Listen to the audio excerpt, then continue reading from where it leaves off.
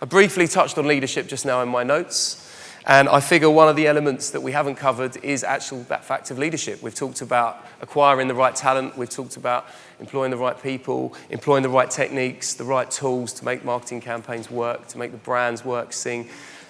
So, I thought the best way to end the day was actually bring a global leader onto the stage, and we can talk about leadership and cultural change in the new world. Please welcome to the stage Global CEO for Maxus, Lindsay Pattison.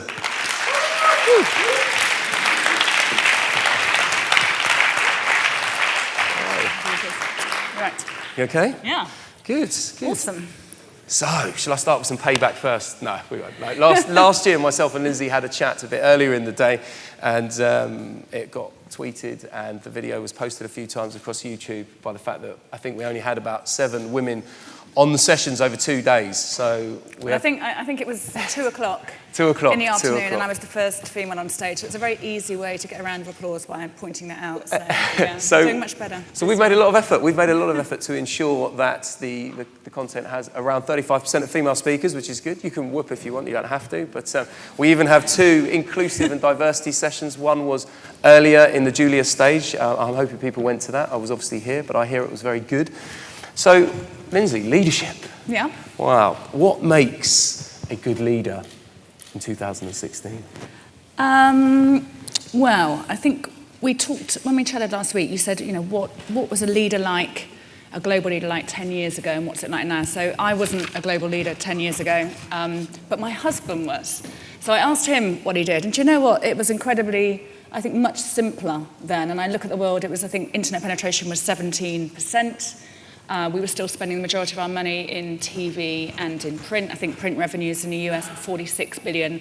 Today, they are 16 billion. So a massive reduction in print, and digital, as we know, is through the roof. So we talk about a time now of peak complexity. So 50% of our advertising budgets in mature markets is online, and 50% traditional, in inverted commas, although all traditional is becoming digital. And 50% of that online budget is actually programmatic. So 50. Peak complexity, as Dom talked about earlier, the pace of that change is getting ever faster. The complexity is increasing, and we are much more connected. So that 17% is still actually only about 45% because a lot of the world is not connected. But we're peak complexity, globally connected, which means we have to work with more people, and we're always on, which is the flip side of the pace, is how do we keep up with everything. Yeah. And it's more complex. I mean, I wish I had the job 10 years ago. I probably would be much better at playing golf. So, I'm not sure where to go with that. No, indeed. You're probably right, and to be fair. A lot of deals were done on that golf course, I believe. But times have changed, and you've obviously been a global leader for a year, 18 months? Yes. And what have you seen? What have been the big changes that you've seen in the role you've had now? What are the key things? And I suppose how much of the Lindsay mantra have you been able to kind of push into Maxus? What are the big changes? How much have I inflicted? How much pain have I inflicted on Maxus? You can ask my exco because they're here. So probably lots. I think 18 months in, I am much more confident in my style of leadership. And I think there is a big difference between styles of leadership. If we look 10 years ago, 5 years ago, and what leadership is required now. If we look at our colleagues at Maxus, the average age of a Maxus employee is 28, 29. So they are millennials, and actually most CEOs globally are baby boomers or older. And millennials want different things from the work environment. They are super keen, they're super ambitious, they want to travel around the world, they look at work as a short-term project rather than a long-term career, and they demand different things from leaders. They need transparency, openness.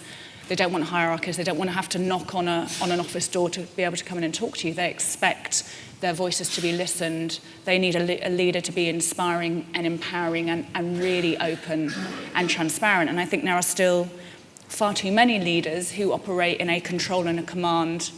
You say jump, you expect people to say how high, and that just doesn't wash. And I think just being given the title of CEO is meaningless because you are only a leader if people want to follow you by definition. So why should anyone be led by you is a great question that the Harvard Business School have written a paper on, and you have to take a long, hard look at yourself and think, well, why would they? And for me, my leadership style is to stand at the front, to roll my sleeves up. I wouldn't ask anyone to do anything that I would not do myself, but I think you need courage, you need to have a vision, you need to have conviction of that vision, you need to be charismatic. I think old style bosses and new style bosses still have to be charismatic. But confidence is a big factor in that, and that loops back to the female topic that I'm sure we'll come back to. So open, transparent, collaborative, empowering.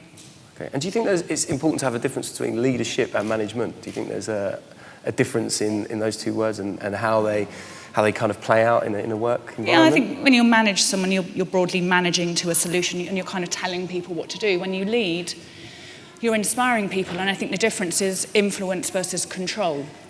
I think a lot of leaders have an illusion of control. In a global role in particular, I think a big change for me is you have to inspire and influence people to follow you and get on a journey, to work incredibly hard in a challenging industry, and not assume they will do things just because you tell them to do it. It's harder than that. Absolutely. I do try and tell people, of course, but they ignore me. So or you expect them to answer back. Yeah, I do. You expect them to answer back and give you a justifiable reason as to why they don't agree, and I think that's part of the play. I think obviously one of the biggest things we talked about, kind of the last decade where we are now. Mm-hmm. If you were to roll forward, Dominic Proctor's 10 years, which is really 3 years, do you think it will change again? Do you think you have to change your style of leadership? Is there a time when you have to change? Do you have to be able to adapt? How agile do you have to be? Particularly from a global perspective, when you're trying to kind of look at all of these different regions at the same time. They all have cultural nuances. How do you get around dealing with those? There's lots of questions in there, Jeremy. Yeah. So I suppose I need a drink.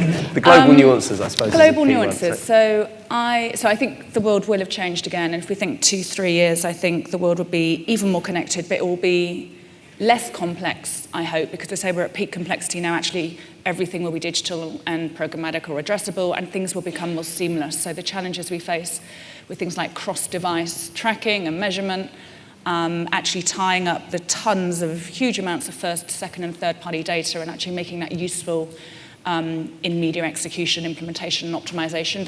All of those things aren't connected, certainly aren't connected cross-device right now. So I think it will have become more automated and more seamless, which means we'll become much more efficient as an organization, and it will be much better for consumers because their experience will be more seamless. If we think about the global, regional, local, there's loads. That's a big question. It's something that at WPP and at Group M we consider really carefully. What's the role of a region is actually a question. So my regional CEO, Federico, hi. What's the role of a regional CEO versus a global CEO versus a local market leader? We have very strong, a clear top 5 and a top 10 markets across, whether it's Maxus, Group M or WPP. So global, local feels increasingly important. So global vision and strategy and influence, and then locally you have to execute on the ground. You have to get rid of any cultural bias and work how new becomes alive. And I'm sure the work that won at lunchtime, came alive because it resonated with local cultures and with local consumers. So having said that, how do you manage from up here to a local level without an element of regions or without clusters or without some bridge between it? Otherwise, you've got a big gap between here and on the ground execution. So we haven't figured it out yet. We have a global, regional, local model like most opcos do at the moment, and we'll keep thinking about the best way of doing it. And how much of your time do you have to spend? I know you spent quite a bit of time on the road in terms of how do you keep that kind of work-life balance, if there is such a thing when you're trying to make sure all of the markets are up to date, well, you're up to speed, I don't have work-life balance. I have work-life integration, which is the more positive way of saying it. Right. So it helps that my husband is in the industry, so he's understanding of a role, and he had a global role as well. But I think if you love your job, and I love my job, and we work in the world's most exciting, fast, transformational, brilliant industry where you're surrounded by media and messages and content and brands the whole time. So we consume everything that we then plan and recommend and buy for clients. So I think it's very hard to just switch off at I'm not going to even say 5:30, it's 6:30, 7, 8, 9, 10 at night, and decide you are no longer thinking about your work, because I think about my work, and I wake up and think about a talent issue in the middle of the night. So I think it just mingles. I think what you have to be respectful of, I was talking to some clients in the bar last night, or possibly this morning, and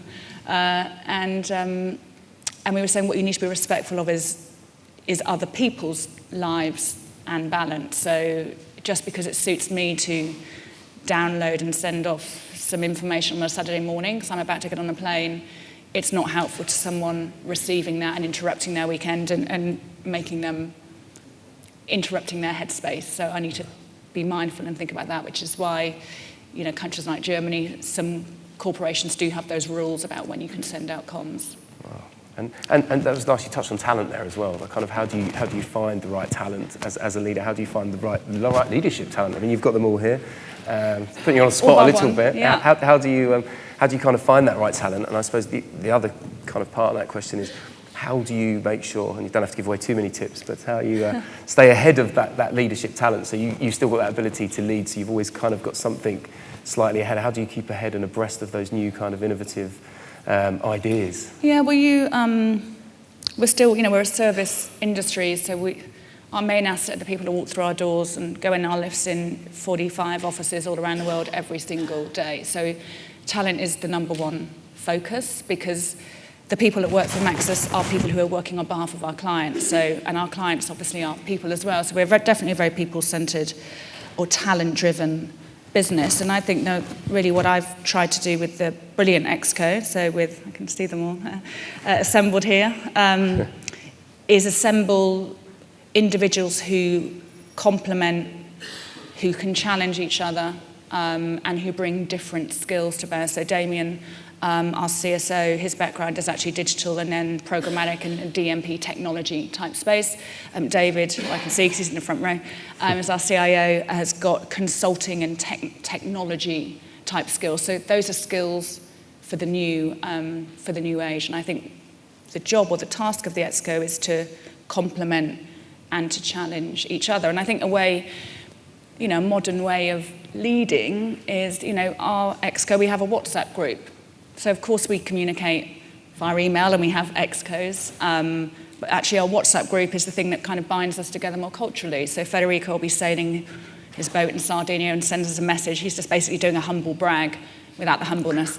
And then Rich will show us that he's just cycled up a mountain. So we have, but we have banter, I guess is the British word, but we really like each other, and we know we have different skills. We challenge in the right way. In Excos, we talk to build upon a point, but we also then preface with saying, I know I'm going to be challenging, but, so I think being really respectful and hiring people that can replace you. There's 2 or 3 people minimum on the Exco right now for Maxus who could definitely replace me, which is absolutely fine, because then Don will have to find me another job.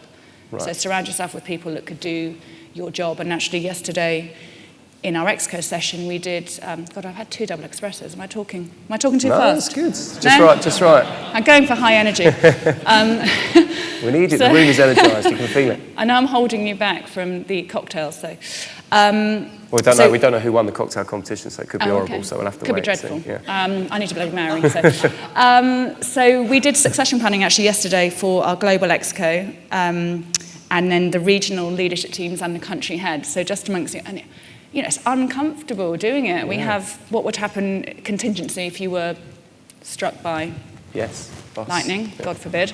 Who would take over tomorrow? And of course people go, I can't think of anyone that could do it. Well, okay, now you have to give me a name, because actually, so who could do your job tomorrow? There should be lots of people that can do that. And then who are name 2 candidates that could do your job in 1 to 2 years? So we think about that we must have gone over about the top sort of 40 or 50 positions, looking at Steve, he's nodding, yesterday, and it's hard work, it's fascinating work. And actually what I did in the candidates for the 1 to 2 years, one of them had to be female. Okay. Doesn't mean we have to hire a female, right? But one of them had to be female, and that was challenging, because people would say, well, I can't think of, we struggled actually particularly in the finance area, can't think of anyone. okay, well, who have we got? How far out are they? And what do we do to get them in a position where they could take over in 1 to 2 years' time? Or how do we look externally? So. And that brings us, that's a nice segue into Yes. being a female leader. Yes, did you notice how I did that? Yeah, it was very good. It was very good. It's almost like we hadn't practiced that bit. It wasn't meant to come then, I'll be honest. It was very good, very natural. Sorry, that was me playing with the microphone. Being a female leader, do you think, how has that helped you in your succession to the top of Maxus, if it has? And what are the kind of key everyday challenges you face, for, if there are any, from internally, from external clients? Yeah, so I would like to think that I'm a CEO, not a female CEO. However, there are so few female CEOs, and actually I know that Lisa has just been promoted to Global Brand President of Starcom, so great. Yes. Another female media leader. But when you look across our industry, it's really poor, and when you look at a broader level, it's incredibly poor still. Fundamentally for me, I don't think being a female has held me back at all, but that's maybe because I was listening to Jonathan Edwards talk, I competed as a child in swimming. I've always been naturally competitive. I'm the youngest of 4 children, which meant I shouted loud, and I've had confidence. And I have gremlins and fears and imposter syndrome like men and women do. They tend to be louder, those voices for women. But I kind of battle through them and crack on and do it anyway. So I don't think it's held me back, but I do think it does hold more women back than it does men. I think a lot of women do lack the confidence or the self-belief that they can do it. And then there are legacy structures and unconscious bias and people hiring in the same like and all of those things which make it harder. But, we will get there. We will get there. So what I know when we talked about the female leadership issue last year, I then went on, I was very lucky, I won an award, an Ad Age Global Woman to Watch in New York at the end of last summer, which was fabulous. Yeah. I had to do a thank you speech, and actually what really struck me is I try and do a lot, and I talk about female leadership. I think it's really important. I'm involved in lots of organisations. But actually, as a global leader, female leader, what was I doing for Maxus? And the answer was I was getting up on platforms and talking about it, but I wasn't actually doing anything structurally for Maxus. And this is where we can have the little loop of PowerPoint, if that's all right, playing. So what I committed to in public in New York was a program to help, 2 programs, but one called Walk the Talk, which is really me putting my money where my mouth is and saying, actually, how do I walk the talk? I think loads of people are talking about diversity, gender, equality, and hardly anyone is really doing anything about it. So having announced I would do a program, we've now done it. So we completed it last month, and it's a program called Walk the Talk. We've taken 200 women, the most senior women from around the world at Maxus. We held 3 regional events, so one in New York, one in Hampshire, and one in Phuket. And really, it was 2 days, and it was specifically only female. And you can see some of the branding is lovely and pink and hearts. And we stayed in places where there were flowers, and we could go outside and walk. And we shared a lot about ourselves in quite an emotional way. And we opened up about the challenges we face when we think about our total life and our total selves. The gremlins that hold us back, thinking about our bigger move and what that might be, and then working out how we can get there. So a day and a half of thinking about yourself. And then the second half of the second day was then, what do you love about Maxus? Why do you get up in the morning? And what will you now do to help more women at Maxus? So a day and a half focusing on you. And of course, everyone now wants my job. Right. Everyone wants a new job, but that's fine. Yeah. The idea was to unleash this inner ambition and unleash the confidence. And these are pledges. We have 200 women who've now pledged what their bigger goal is and how they're going to achieve it. And again, I love WhatsApp, as you can tell. So Walk the Talk Americas, EMEA, and Asia, we have WhatsApp groups where everybody then emailed back their elevator pitch. When they went back to the office, the men were saying, well, how come we don't get to go on this? Or what did you do? They were very intrigued because we didn't really talk too much about what the program would be deliberately. And we said, when you go back home and speak to your husband or partner or children, or you go back to the office, people will say, well, what happened? And they'll also say, why do you need to do it? So we wanted to make sure that everyone was geared up for an answer for that. And the reason we need to do it is at Maxus we are 55% female, but actually only 24% of our global exco are female. So we go from 54 to 24, which isn't good enough. And when you look at a broader level, culturally, at a corporate level in the UK and the US, it's still only 5% of women are CEOs. So we're just not getting to the top at Group M, and Group M is a fabulous parent company, I'm the only female member of the Global Exco, which has 17 men on it. So it does need to get better. So when you look at the stats, the business case is there, but people just aren't getting to the top. And whilst there are loads of practical challenges to solve, like the pay gap, which don't get me started on that, and maternity policies, paternity policies, flexible working, I will also look at that, or we are looking at that across all of our offices. But actually this was about enabling people to kind of think about themselves, their ambition, share it with other women and go, God, I didn't realise we all got really anxious before we had to go on stage. So, or I didn't realise I didn't realise that my boss couldn't read my mind when I wanted that job but didn't go and ask for it. I didn't realise that you also struggled with asking for a pay rise, so helping and coaching each other to unleash their full ambition. So it's slightly terrifying now that it's all been unleashed. Yeah. But it was an incredibly uplifting and amazing experience, and I'm sure it will stay with all of those women, and it needs to produce results. And you would have seen playing behind me some of the just 3 stats in terms of the increase of ambition and confidence and connectivity amongst the senior women of Maxus, which is just wonderfully inspiring. And why do I do it? I do it to give a business advantage to Maxus, because as women are feeling empowered and inspired, they will work harder, they'll inspire their teams, and maybe more women will want to come and join us also as a result. And have you seen, alongside those results, have you seen that kind of starting to happen? Besides people wanting to come and do your job? Yeah, I think three people have rises. immediately been promoted. I know Steve, in our Americas leader, he's been asked about pay gaps, so we're looking on how we publish pay gaps. We've actually published the pay gap we have in the UK because that's going to be law next year. Our pay gap in the UK is actually 1% in favour of women. So it's good. Our pay gap globally is 4% in favour of men, which is much better than the average, which is about 17% in favour of men. So there are things we are beginning to do. And yeah, I hope I see more women around every table. And all I'm trying to do is start with fix my own knitting or start at home. And I think too many people talk about doing things, and more people can do their own programs and can actually structurally make some changes. And have you given yourselves a time frame in terms of when you'd like to see that kind of development? Yeah, it's a good, how long? Yeah, it's a good question actually, because when I was talking Dom through it, he said, well, what's your target? And I guess your target should be parity, shouldn't it? It should be equality, it should be 50-50. And I don't know how long it's going to take to get there. Maybe only 3-4 years. We have fabulous female CEOs of lots of markets, by the way.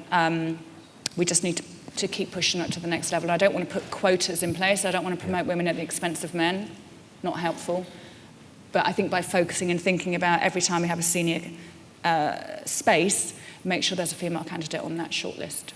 Wonderful. That's great, and it's good to see it, and you can see why people want to follow you and why you want to be a leader. I suppose one question I kind of want to ask, kind of might hear some woos from the crowd, but I remember, well, kind of 4 or 5 years ago when we were doing Media Week Awards and we were judging, and Sir Martin Sorrell was on the phone, and we were having a chat about why he was on the phone, and then afterwards there was a few rumours. It was all about Barclays, I think, at the time, wasn't it? Yep, probably. Long time ago. And, which we won, so that's fine. Exactly. There's nothing bad. But on the back of it, after that, I remember there being I'm sure it was my deputy editor at the time, Mark Banham, in fact. It probably was, started it. But there were rumours that potentially you were being seen as a successor for Sir Martin Sorrell yourself. So, I was going to see, is there any substance in those rumours? Well, I think there's been lots of speculative, overly flattering reporting on that, and Martin's not going anywhere. He's still got the energy of I don't know what to say, let's say 17-year-old, because it's the opposite of his age, which is 71. So no, and actually there have been lots of rumours and people speculating about his successor, but someone gave great advice, which is, don't follow Alex Ferguson. So don't be the person that follows Martin. Be the person after the person that follows Martin, slightly fails, and then take it up and do a better job. So that's my career path as I see it. Well, be very careful. It seems like the last 2 managers after him have failed, so you need to be the third one that comes in. True. He's irreplaceable, that's the issue. And I suppose lastly, one of the last things I want to say, we talked about last 10 years, we had a little peek into the future. We're thinking maybe Lindsay there for another 10 years, hopefully. Where would you like to see the agency going under your leadership in the next decade? Well, I'd love to see us obviously continue to grow. We're the fastest growing media network, have been for the last 6 years. We are about 12% of Group M, so of course I would like that share to increase, but of course we want the whole group to increase. So, group home is about 33% of the market globally. We'd love that to be, let's say, 50%, Steve. What do you reckon? Maybe. And then, so my share would then grow within that. So we still have huge ambitions to grow, to innovate, to lead change. I think Dom talked about managing change. Our mantra is leading change for our clients and to be known for brilliant, innovative work. So I think a lot of things actually remain the same. We're still client-centric because we're a service industry. We still need to be super strategic. And I know I'm very conscious with all the automation and ad tech and digitalization that we're going to be super focused on performance and outcomes, and a lot of that in real time, so therefore a very short-term view. And I think it's really incredibly important, same old, that we don't lose sight of the long term and of the brand. And that the CMO of Bacardi spoke really eloquently about that, I know, earlier on. So we mustn't lose sight of the long term as well as the short term brilliance that we can now do thanks to automation and tech. Absolutely. And I know we said we could talk for hours about things, but I feel bad. It's the last session. We have had a few questions today. Can we end on a question for Lindsay? There must be some questions here. You can't be that desperate to get a cocktail that someone in this audience has made, are you? There we go. One in the front, second row in. Melanie, thank you. Hi, Lindsay. It's Godwin from Media Ocean. Martin Sorrell always says some of the best people are often the most difficult to deal with. So I guess my question's in two parts. One, would you agree? The best leaders, did you say? Best leaders, yeah. Often very, very difficult. One, would you agree? And two, how do you manage those people and their egos? Gosh, well, I can hear someone laughing from my exco. He's difficult to manage. So the difficult people to manage tend to be the more creative types or planners. The one that, they're blushing now. But they tend to be the most brilliant as well. So I think they can be challenging. But I think I look at every member of my exco and some of our global leaders, and do you know what? Every single one of them is challenging because every single one of them is bright, and their job is to be challenging, and my job is to corral and listen to opinions and then work out as a group what we do. I mean, if you had a really bland group of yes men and women, then I think life would be really boring, and I think our industry needs people who challenge and who provoke and who are difficult, and that's my job, is to get the best out of people. So I don't mind challenge. I quite like it. Oh, is that another question, or is someone so frustrated with that? It's outrageous. Can't believe that. Okay, any more questions? No. Okay, you are technically free to go. So that's a round of applause for Lindsay.